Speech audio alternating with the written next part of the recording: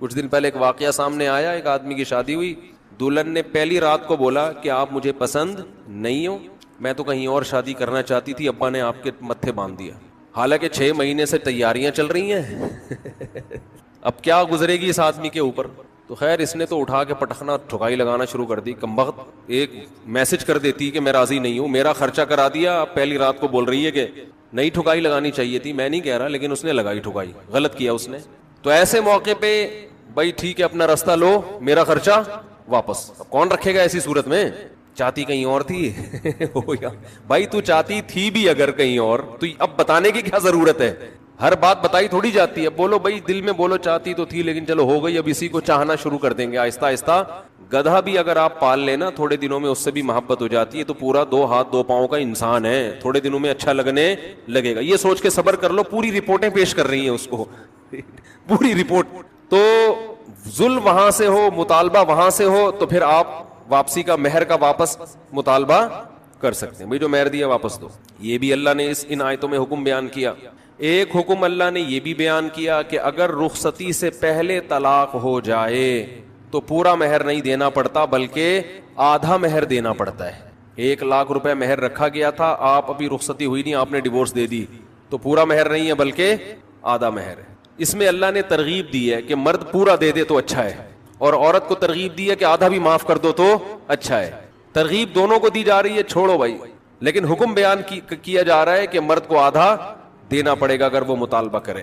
اور اللہ نے اہم حکم یہ بھی بیان کیا کہ جب عورت کو طلاق دو تو جہاں وہ طلاق کے بعد نکاح کرنا چاہتی ہے اس کے نکاح میں رکاوٹ مت بنو، کباب میں ہڈی بننے کی کوشش مت کرو۔ یہ بھی زمانے جاہلیت میں ہوتا تھا اور آج بھی ہوتا ہے۔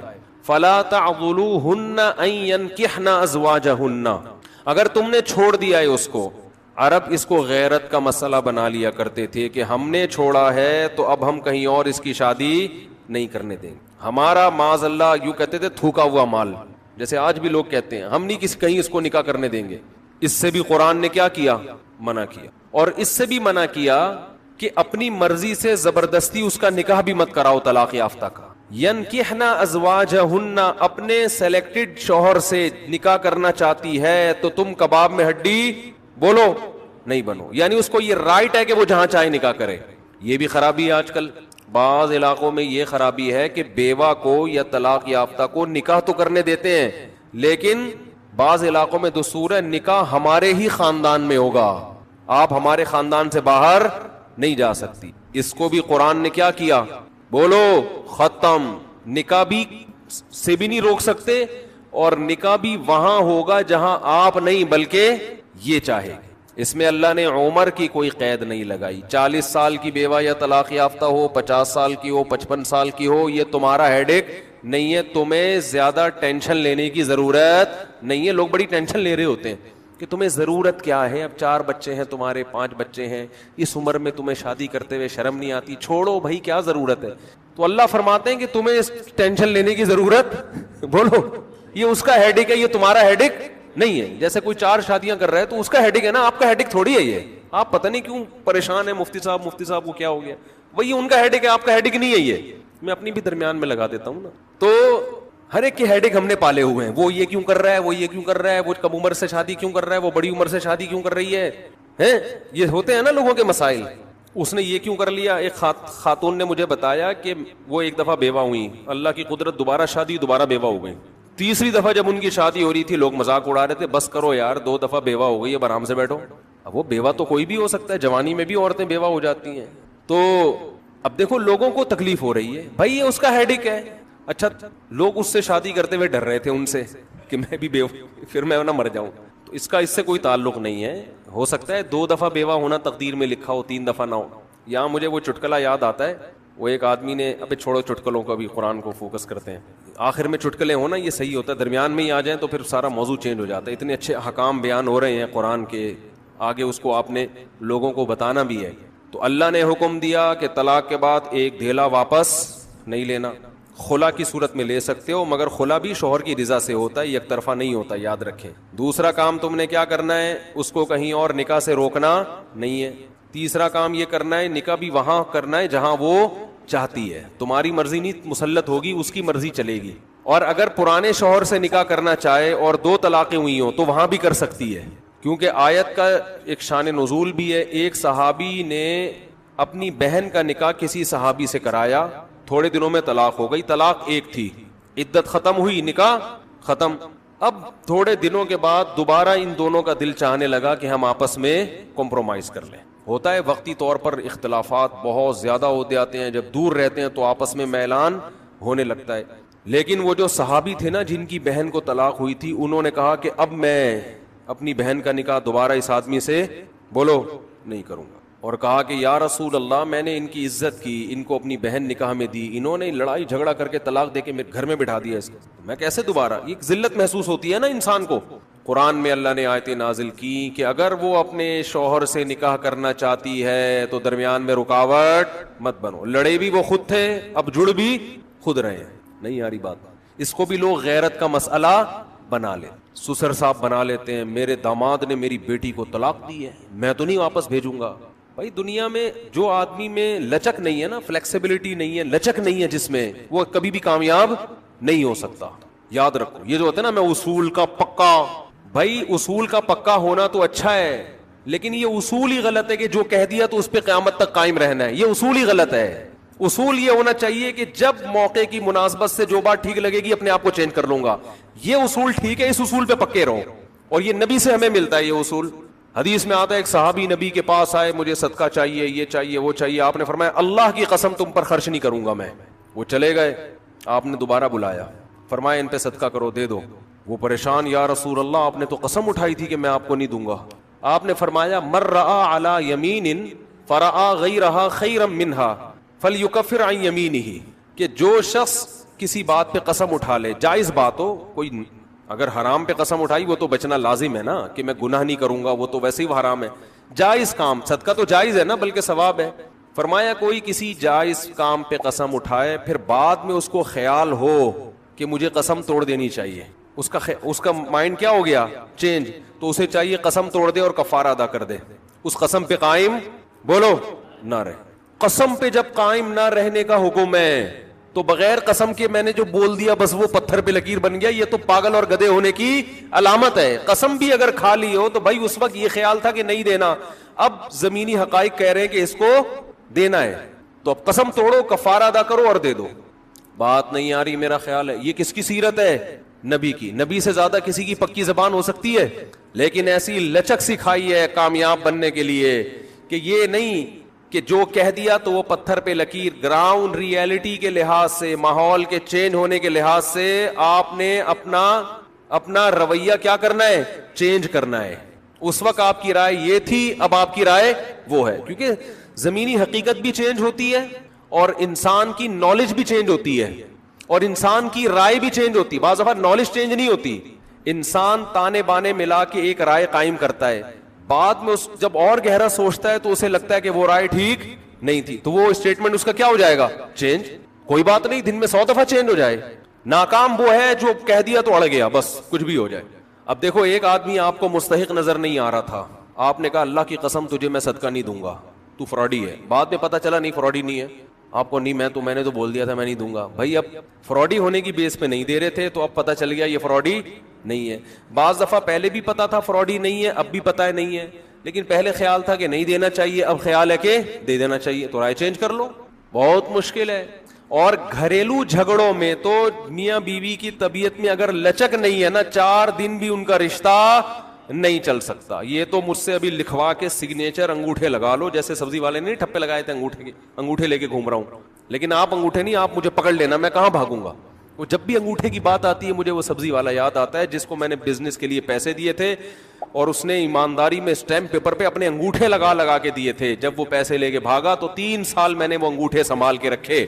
اب لوگ مجھے کہتے ہیں نا وہ فلاں آدمی کو میں اتنے کروڑ روپے دے رہا ہوں تو اتنا ایماندار ہے, میں تو اسٹیمپ پیپر پہ لکھوا رہا ہوں اور انگوٹھے بھی لگوا رہا ہوں. میں کہتا ہوں یہ انگوٹھوں کا تذکرہ میرے سامنے مت کیا کرو, انگوٹھوں سے کچھ بھی نہیں ہوتا. بندہ اگر 2 نمبر ہے, اسٹیمپ پیپر بکری کو کھلا دینا, کسی کام کا نہیں ہے یہ اسٹیمپ پیپر, عدالت سے بھی نہیں نکلوا سکتے. سمجھتے ہو, لکھوایا کرو ضرور, لیکن اس سے ہوگا کچھ بھی نہیں. عدالت انگوٹھا دیکھ کے بولے گی بس ٹھیک ہے انگوٹھا, اب انگوٹھے کو پکڑ کے جیل میں ڈال دو, بس انگوٹھے کو دیے تم نے پیسے, بندہ تو پکڑائی میں آئے گا ہی نہیں, آ بھی گیا تو کچھ بھی نہیں کر سکتے. عدالت کہے گی دیے کیوں تھے تو پیسہ دینے سے پہلے 100 دفعہ سوچا کریں. خیر, تو کیا بات چل رہی تھی؟ ابے انگوٹھے کی بات کہاں سے آئی؟ ہاں, لچک پیدا کرنا چاہیے. میاں بیوی کا رشتہ تو ایسا ہے کہ اگر آپ کا ہے نا کہ جو میں نے کہہ دیا بس وہ کیا ہے, آرڈر از آرڈر, تو بھائی اس کا مطلب آپ میدان جنگ میں کھڑے ہوئے ہیں, دشمن کی فوجیں آپ کے سامنے, اور آپ ایک فوج کی کمانڈ کر رہے ہیں کہ گولی چلانے کا آرڈر دیا تو کیا کرنا ہے. یہ گھر ہے, یہ میدان جنگ بولو نہیں ہے. یہاں آپ کا اسٹائل یہ ہونا چاہیے, آپ نے بیوی کو آرڈر دیا, گراؤنڈ ریئلٹی یہ کہہ رہی ہے کہ بھائی میرا روب اس پر بیٹھا ہوا ہے اور وہ پکوڑے بنا بنا کے خود ہی کھا رہی ہے, آپ کو ایک لقمہ بھی نہیں کھانے دے رہی. آپ غصے میں آئے, آپ نے کہا بیگم مزید پکوڑا اگر کھایا نا تو گراؤنڈ ریئلٹی کہہ رہی ہے کہ اس دھمکی سے یہ پکوڑے کھانا چھوڑ دے گی نا. لیکن آگے اس کا ایٹیٹیوڈ آپ نے دیکھا, اس نے کہا تو کیا کر لے گا, فوراً وہ کرچلی اٹھائی, تو کیا کر لے گا, فوراً لچک پیدا کرو, بولو تو صبر کروں گا اور کیا کروں گا. یہ کامیاب, یہ گھر کیا کیسے چلے گا, یہ رشتہ جوڑا رہے گا. اگر آپ نے اس کے ایٹیٹیوڈ دیکھ کے, اس کی پیشانی پہ سلوٹیں دیکھ کے اپنی دھمکی کو واپس نہیں لیا تو یہ گھر کیا ہوگا, پکوڑے تو کھا لو گے آپ لیکن آپ کے بچوں کی ماں مارکیٹ سے شارٹ ہو جائے گی. تو اس میں گھر کے اندر کا اصول لچک, کامیاب آدمی وہ, ہاں ناقابل برداشت کوئی معاملہ ہو جائے تو ایک الگ بات ہے. تو اللہ نے کیا حکم دیا کہ اگر ڈیورس ہو گئی ہے پھر دوبارہ ملنا چاہتے ہیں تو مسلے پہ مینار ہے, اس پہ کون نازل ہوگا, حضرت عیسیٰ علیہ السلام. تو مینار سے پھر سیڑھیاں لگائی جائیں گی حضرت عیسیٰ کے اترنے کے لیے. اب کمال کی بات ہے, اللہ وہاں سے یہاں تک آ گئے, تھوڑا سا تو رہ گیا فاصلہ, چھوڑو یار تم لوگ کی سمجھ میں نہیں آ رہا. ابے سوال پیدا ہوتا ہے کہ جب ادھر سے ادھر تک آ گئے تو تھوڑا سا تو رہ گیا ہے نا, اب یہاں سیڑھیاں کیوں لگائی جا رہی ہیں؟ بھائی دنیا کیا ہے, دارالاسباب ہے. ادھر سیڑھیوں سے جانا ممکن نہیں تھا, وہ اللہ اپنی قدرت سے ہی لے گیا. یہ دنیا دارالاسباب ہے, یہاں پہ کیا لگیں گی, سیڑھیاں لگیں گی. وہاں سے نیچے اتریں گے, اتنے بڑے بڑے بال ہوں گے جن سے پانی بہ رہا ہوگا, کیونکہ حضرت عیسیٰ علیہ السلام کو جب سولی پہ لٹکایا جا رہا تھا اس وقت آپ نے غسل کیا تھا, تو اللہ نے ان کی شکل کا کوئی آدمی کر دیا اور عیسیٰ ابن مریم کو آسمانوں پہ اسی حال میں اٹھا لیا. اور قرب قیامت میں جب نازل ہوں گے تو عصابۃ تغزو مع عیسیٰ ابن مریم, نبی نے فرمایا میری اس امت کے لیے جنت کی ضمانت ہے جو عیسیٰ ابن مریم کے ساتھ مل کے جہاد کرے گا. حضرت عیسیٰ نے آتے ہی کیا کرنا ہے, جہاد کرنا ہے. تو اور پھر ایسا جہاد ہوگا اما الاسلام و اما السیف, یا تو اسلام ہے یا تلوار ہے, بیچ کا کوئی راستہ نہیں ہے. اور تقاتلون الیہود, سب سے پہلے لڑائی کس سے ہوگی, یہود سے ہوگی, عیسیٰ ابن مریم کی, کیونکہ یہود نے آپ کو قتل کرنے کی کوشش کی تھی, تو اللہ تعالیٰ عیسیٰ ابن مریم ہی کے ذریعے ان سے انتقام لیں گے. خیر, اب ایسا نہ ہو کل کوئی امام مہدی آ جائے. آج کل مارکیٹ میں امام مہدی کے نام پہ منجن ہر تھوڑے دن میں کوئی مہدی. میرے والد صاحب ایک واقعہ بتایا کرتے تھے, ہماری محلے کی مسجد میں نا ایک آدمی بہت نیک تھا, عبادت کرتے کرتے نا اس کی کھوپڑی گھوم گئی اوپر سے. بعض لوگ بہت زیادہ عبادت کرتے ہیں, دماغ خشک ہو جاتا ہے, خوراک ہوتی نہیں ہے, ہنسی مزاح کی کوئی بات ہی نہیں ہوتی, تو اوپر سے سیٹنگ کیا ہو جاتی ہے, آؤٹ. تو اس کی سیٹنگ آؤٹ ہو گئی. برا نہیں تھا وہ, میرے والد صاحب کے پاس آیا, کہنے لگا, میرے والد صاحب کو لوگ حافظ صاحب کہتے تھے, حافظ صاحب ایک بات آپ سے کرنا چاہتا ہوں, آپ ذرا نیک آدمی لگ رہے ہیں, صرف آپ سے کروں گا کسی اور سے نہیں. والد صاحب نے کہا کیا؟ کہتے ہیں مجھے نا کچھ الہامات ہو رہے ہیں کہ امام مہدی میں ہی ہوں. والد صاحب ہمیں یہ واقعہ سنا رہے تھے, کہتے ہیں کہ میں نے اس سے کہا کہ بس مجھے بتا دیا, میرے علاوہ کسی کو قطعاً نہیں بتانا, ورنہ حالات کا میں ذمہ دار, کوئی بھی پیل دے گا, صحیح ہے نا. تو بس یہ میں مجھے بتا دیا نا, بس یہ ہم دونوں کے راز کی بات ہے اور اللہ کو پتا ہے, کسی تیسرے کو بتانے کی بالکل بھی ضرورت نہیں. پھر والد صاحب نے اس کو بولا بھائی تو تھوڑا سا وظائف نہ کم کر دے, تھوڑا سا نارمل لائف میں آ جا, انسان کا بچہ بن جا, تیری کھوپڑی کیا ہو رہی ہے سیٹنگ اپ. بہت سے امام مہدی اس چکر میں بنے ہیں, ہوتے نہیں ہیں. تو جب امام مہدی نے آنا ہوگا نا تو سب سے پہلی بات یہ کہ وہ مہدی ہونے کا دعویٰ نہیں کریں گے, ان کو لوگ کہیں گے کہ آپ مہدی ہیں, ان میں علامتیں دیکھ کے علماء ان سے خود کہیں گے, سارے پیچھے پڑ جائیں گے کہ آپ مہدی ہو. سمجھتے ہو کہ نہیں سمجھتے ہو؟ تو جو خود سے مہدی ہونے کا دعویٰ کرے وہ تو مہدی ہو ہی نہیں سکتا. اور جب امام مہدی ہوں گے تو عیسیٰ ابن مریم نازل ہوں گے, جس کے دور میں عیسیٰ نازل نہیں ہو رہے اس کا مطلب وہ مہدی ہے ہی نہیں. تو حدیث میں آتا ہے حضرت مہدی مصلی پہ کھڑے ہوں گے تو حضرت عیسیٰ علیہ السلام آئیں گے تو وہ حضرت مہدی ان کو مصلی پہ آگے کریں گے کہ آپ نماز پڑھائیں, لیکن حضرت عیسیٰ علیہ السلام کس کے حوالے کریں گے مصلی, کہ یہ نماز آپ ہی پڑھائیں گے. کیوں؟ مجھے اللہ نے نماز پڑھانے کے لیے نہیں، مجھے کس کے لیے بھیجا ہے؟ جہاد کرنے کے لیے بھیجا ہے. میں تلوار لے کے لڑائی کروں گا، یاجوج ماجوج کو قتل کریں گے. اب یاجوج ماجوج کہاں ہیں اس کے بارے میں کوئی صحیح بات ہمارے علم میں نہیں ہے. ویسے بھی اگر ہمیں پتہ چل جائے کہاں ہیں تو وہ دریافت ہو جائیں گے نا.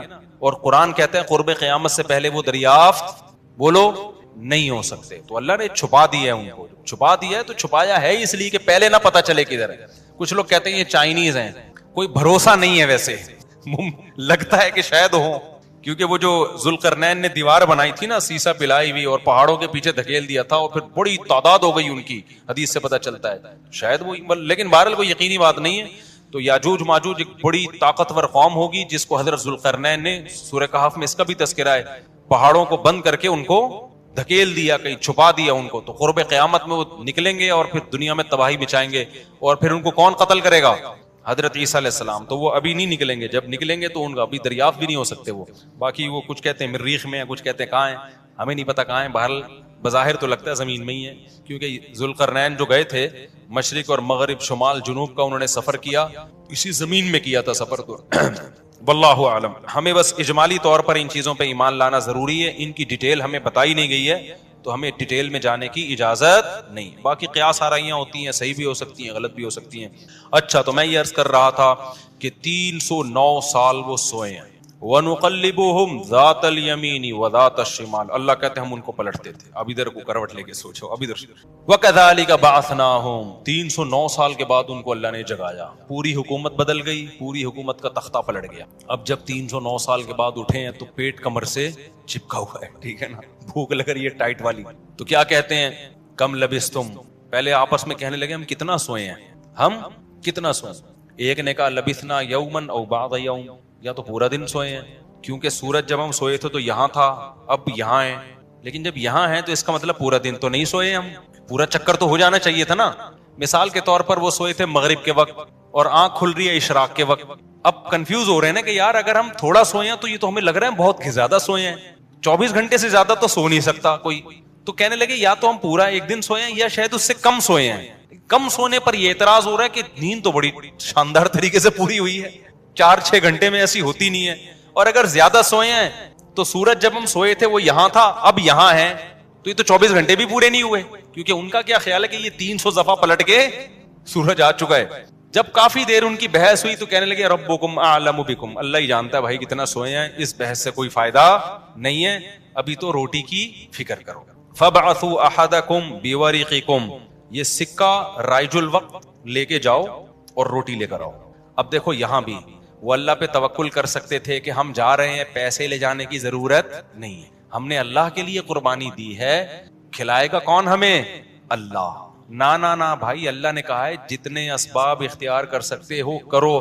تم ایک اجنبی جگہ پہ جا رہے ہو، تمہارے پاس سکے ہونا، پیسے تو لے کے جاؤ. عربوں میں نا جب زمانہ جاہلیت میں حج ہوتا تھا تو دور دور سے جو عرب قبیلے بیت اللہ آتے تھے پیسے نہیں لے کے آتے تھے ساتھ میں. کہتے تھے کہ ہم اللہ کے گھر کی زیارت کے لیے جا رہے ہیں تو کھلائے گا کون ہمیں؟ اللہ. ہم پیسے نہیں لے کے جائیں گے، یہ تو توکل کے خلاف ہے یار. اللہ کے مہمان وہ مثال ایسے دیتے تھے جیسے آپ اپنی نانی کے جا رہے ہو اور اپنے کھانا ساتھ لے کے جا رہے ہو، تو نانی کو غصہ آئے گا نا، بیٹا میں نے تیری دعوت کی ہے تو کھلاؤں گی کون؟ میں کھلاؤں گی تجھے، تو اپنے ساتھ کھانا کیوں لے کر آیا ہے؟ تو کہتے تھے جب ہم کسی کے مہمان ہوتے ہیں تو کھانا ساتھ نہیں لے کے جاتے، میزبان کا کام ہے. تو ہم اللہ کے گھر پہ جا رہے ہیں، ہم پیسے لے کے نہیں جائیں گے، اللہ پہ توکل کریں گے. جب پیسے ختم ہوتے نا تو بھیک مانگ رہے تو بھائی کو اللہ کے نام پہ کوئی کھانا دے دے یار، کوئی تو روٹی دے دے. جب پیسے ختم ہوتے تو کیا کرتے یار؟ کہیں سے جگاڑ، پھر چوریاں چکاریاں شروع کر دیتے. تو قرآن میں اللہ نے آیت نے نازل کی وَتَزَوَّدُوا. جب حج کے لیے جاؤ تو زاد راہ لے کے جاؤ، پیسے لے کے جاؤ. کیوں؟ فَإِنَّ خَيْرَ الزَّادِ التَّقْوَىٰ. سب سے بہترین زاد راہ تقوی ہے. وہ توکل جو تمہیں بھکاری بنا دے، گناہگار، کیونکہ بھکاری پن یہ تقوی کے خلاف ہے. تو پہلے تقوی کی فکر کرو کہ لوگوں کے سامنے ہاتھ نہ پھیلانے پڑے. تو ان کو بتا دیا اللہ نے صحابہ کو کہ توکل کا یہ مطلب نہیں ہے کہ دنیا میں اسباب اختیار نہ کرو، حج پہ جا رہے ہو تو پیسے لے کے جاؤ سارا. تبھی فقہا کہتے ہیں، فقہا نے دین کو خوب سمجھائے کہ حج صرف اس پہ فرض نہیں ہو جاتا کہ آنے جانے کا انتظام ہو جائے. نہ حج اس پہ فرض ہوگا آنے جانے کا انتظام بھی، راستے میں کھانے کا انتظام بھی، اور جتنے دن آپ گھر کی مارکیٹ سے شارٹ رہو گے بیوی بچوں کے کھانے کا بھی انتظام. آپ کا حج کا آ گیا بھائی, آپ نے کہا میرا جہاز کا ٹکٹ بھی ہو گیا, ہوٹل کا کرایہ بھی ہو گیا, کھانے پینے کا انتظام بھی ہو گیا, نکل گئے 40 دن کے لیے. بچے کہہ رہے ہیں ابا مارکیٹ سے کیا ہو گیا, ابا ہم کیا کھائیں یہاں پہ؟ تو ابا کہہ رہا ہے بیٹا میرے لیے چونکہ آنے جانے کا پراپر انتظام ہو گیا تھا تو مجھ پہ حج فرض ہو گیا ہے, کیونکہ اللہ نے کہا ہے جس میں استطاعت ہے حج فرض ہے, تو مجھ میں استطاعت تھی حج فرض ہے. تو بچے کہیں گے ہمارا کیا قصور ہے؟ اس لیے علماء نے بیان کیا کہ استطاعت میں یہ بھی داخل ہے کہ آپ کا بھی اور جن کی آپ کفالت کر رہے ہو, جو آپ کی شرعن ذمہ داری ہے, ان کا بھی انتظام ہو. سمجھتے ہو کہ نہیں سمجھتے ہو؟ تو انہوں نے اپنے ساتھ سکے لے کے گئے ہوئے تھے, وہ سکہ رائج الوقت. جب نکاح ہوتا ہے نا تو سکہ رائج الوقت, میں نے سکہ رائج الوقت میں آپ کا نکاح فلاں, میں یہ لفظ نکال دیا ہے, میں اتنے پیسوں میں کرایا ہم نے, کیونکہ رائج الوقت ہی سکے چلیں گے نا, یہاں نکاح میں ڈالر تھوڑی دیں گے.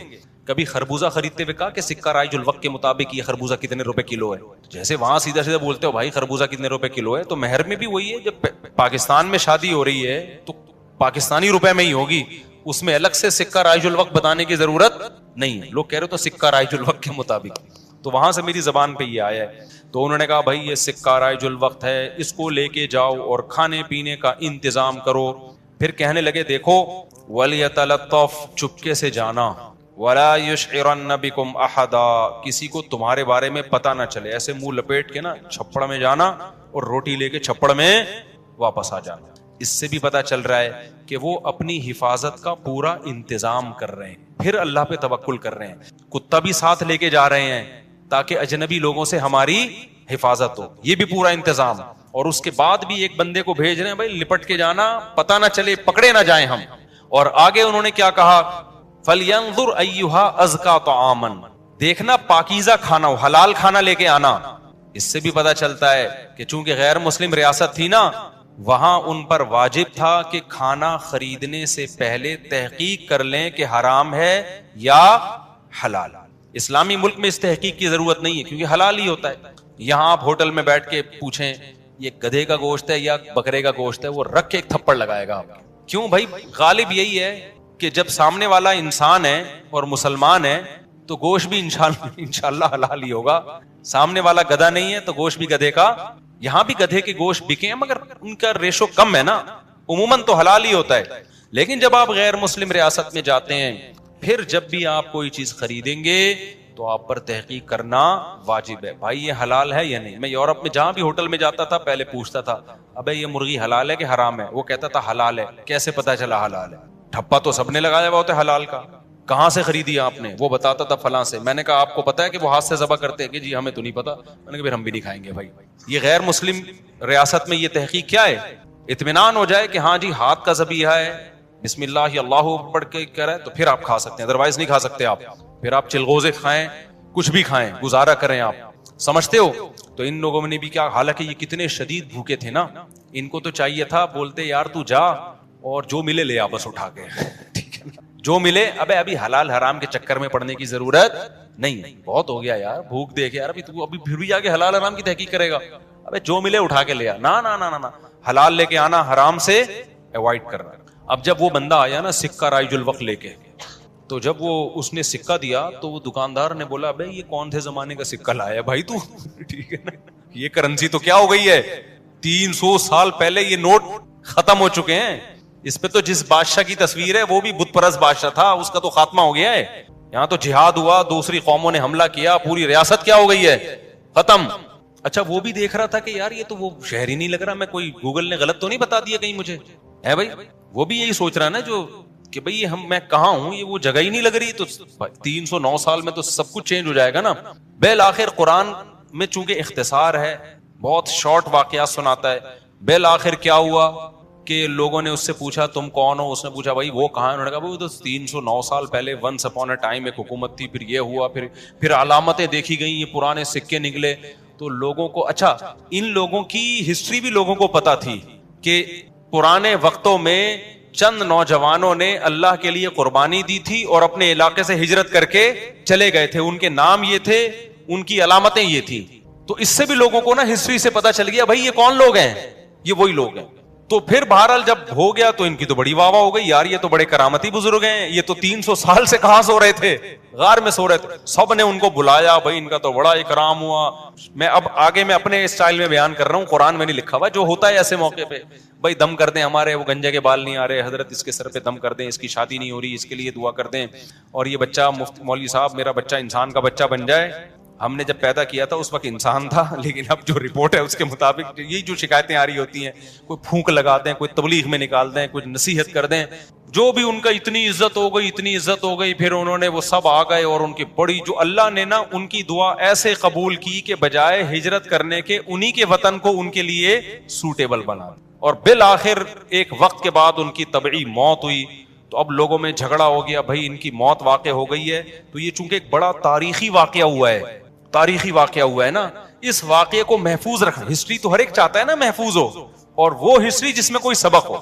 تو کسی نے کہا ہم قبہ بنائیں گے، کسی نے کہا ہم کیا بنائیں گے، لیکن جو غالب لوگ تھے، جن کو اللہ نے غلبہ دیا تھا، انہوں نے کہا لنتخذن علیہم مسجدا. ہم ان کے غار، کہا جاتا ہے کہ اسی غار میں ان کو دفن کیا گیا جس غار میں انہوں نے زندگی گزاری نا.